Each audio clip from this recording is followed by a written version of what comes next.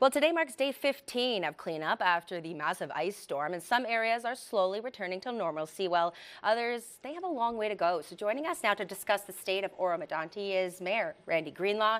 It's great to finally have you in studio. Well, thank you very much for having me. Walk us through why you felt it was important to continue with the state of emergency. Well, we're a very heavily canopied municipality, and we're very large in size. We're over 610,000 hectares.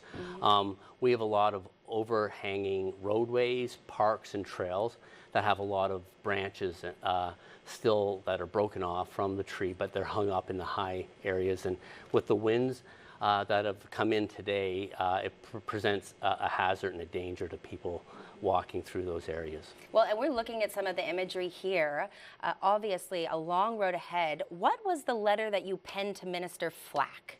Well, we penned a letter to Minister Flack yesterday asking him to declare it a natural disaster in Oro-Medonte.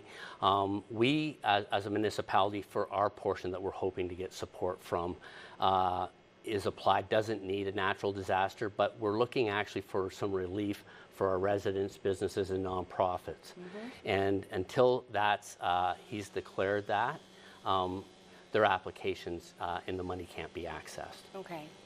Obviously, this ice storm, I mean, I think both of us might remember back to 1998 when the massive ice storm hit then, but this is somewhat unprecedented, and it called for resources that you wouldn't normally have in your region. What were some of those, and what are some of those?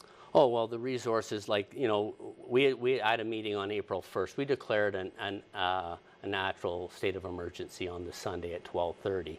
We're one of the first municipalities to do that. And then I did meet with Attorney General Downey and Minister Dunlop on the Tuesday, and in order to explain what we need for resources. The province was very helpful in calling in utility companies from outside the area and outside the province to come in and assist. And once that started, I'm amazed on where we are, because we're fully recovered with hydro, which was without hydro, you don't have running water, you don't have heat. But well, speaking to examples of things that are amazing, what did the folks at Horseshoe Valley Resort do that meant so much? No, Horseshoe was great. They stepped up to the plate immediately, and we opened up a warming center there where people could come recharge. A bunch of local nonprofit organizations provided all the supplies, so there was food, coffee, and they also opened up their showering facilities so people that didn't have running water could come get refreshed.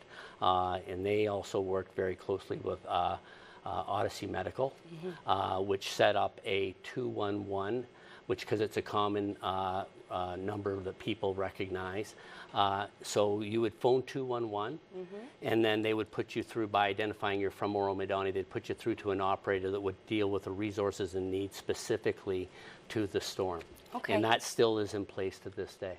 Okay, well, we will be following this very closely, but certainly appreciate you taking the time to come and speak to our viewers and offer us that update.